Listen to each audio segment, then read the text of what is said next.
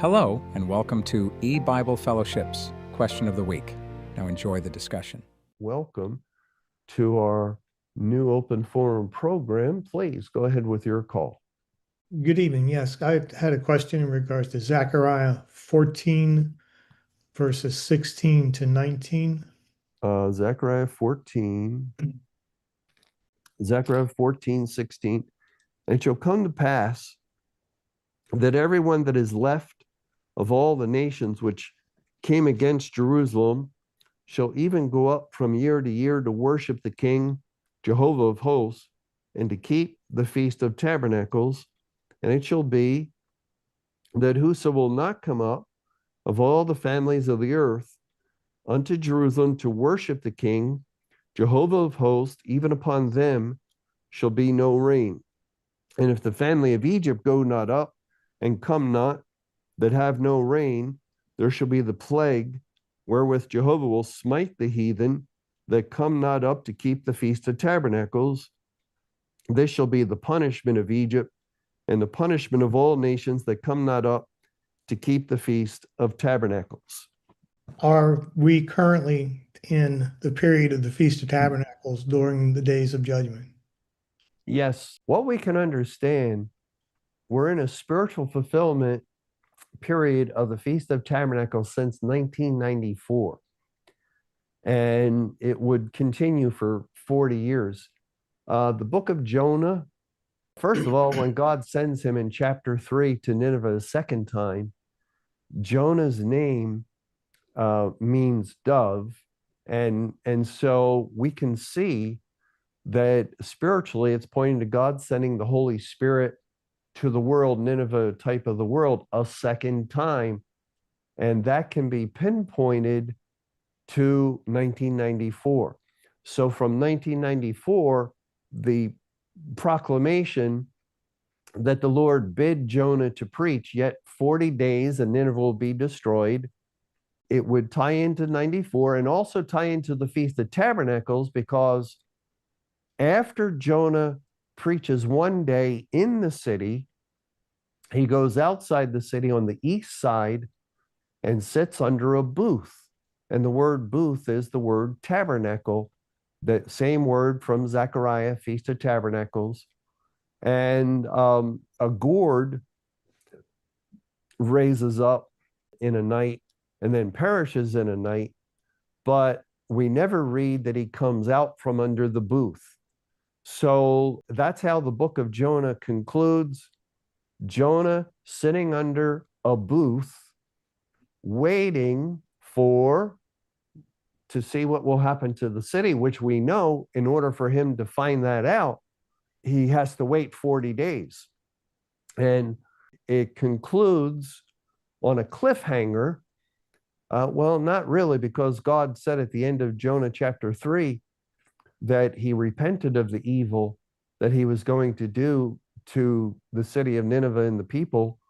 And so we know that after 40 days, historically, the city was not destroyed, but the deeper spiritual meaning is always the greater meaning. And so God had Jonah proclaim, yet 40 days and it will be destroyed. And the interesting thing about the booth and the Feast of Tabernacles is that it's a feast that God designed to remember Israel's wilderness sojourn when they dwelled in booths. It says in Leviticus 23, verse 39, also on the 15th day of the 7th month, when ye have gathered in the fruit of the land, ye shall keep a feast unto Jehovah 7 days. On the first day shall be a Sabbath, and on the 8th day shall be a Sabbath. And shall take you on the first day the boughs of goodly trees, branches of palm trees, and the boughs of thick trees, and willows of the brook, and shall rejoice before Jehovah your God 7 days, and shall keep it a feast unto Jehovah 7 days in the year. It shall be a statute forever in your generations. Ye shall celebrate it in the 7th month. Ye shall dwell in booths 7 days. All that are Israelites born shall dwell in booths. That statement there in verse 42, ye shall dwell in booths, all that are Israelites shall dwell in booths. That would have been sufficient, but it says all that are Israelites born shall dwell in booths, because it's looking at spiritual Israel, and to be part of spiritual Israel, you must be born again. So it's indicating all of God's elect will dwell in booths, that your generations may know that I made the children of Israel to dwell in booths when I brought them out of the land of Egypt. I am Jehovah your God.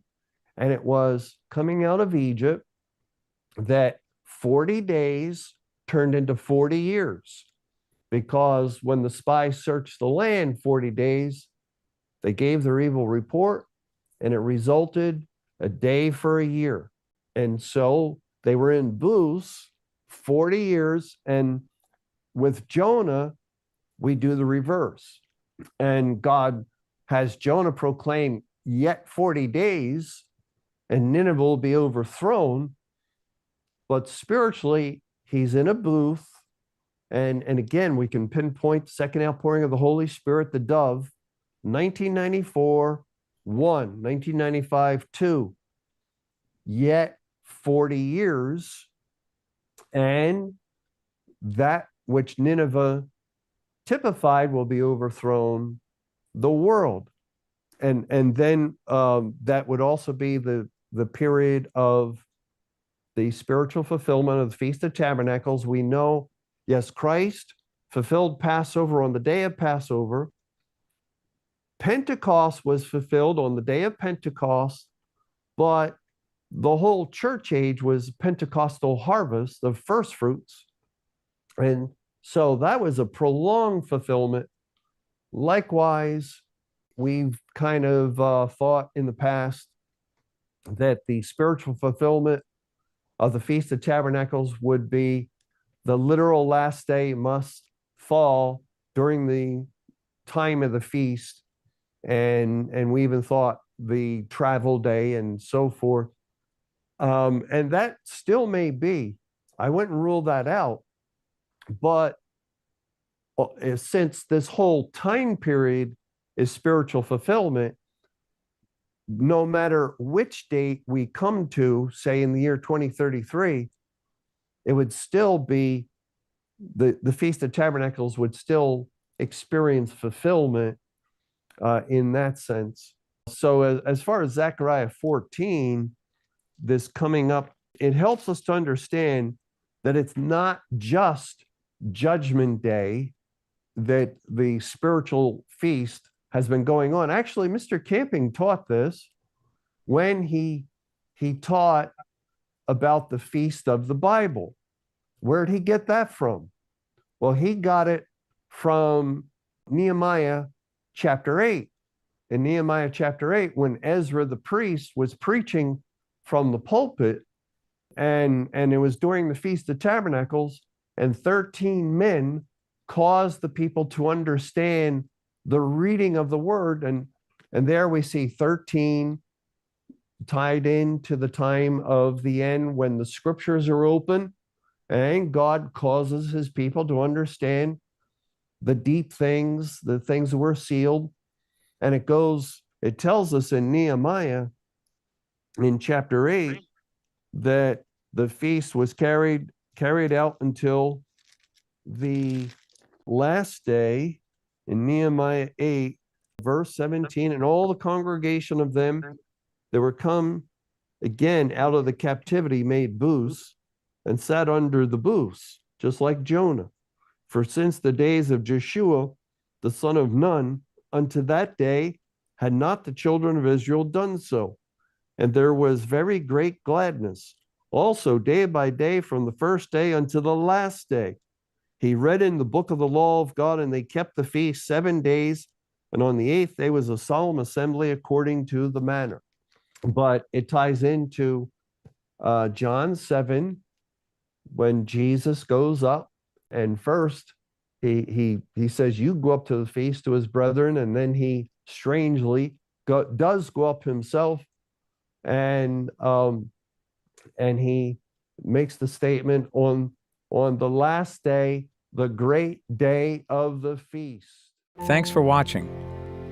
Don't forget to like, subscribe, and turn on the notifications. That way you don't miss any upcoming videos.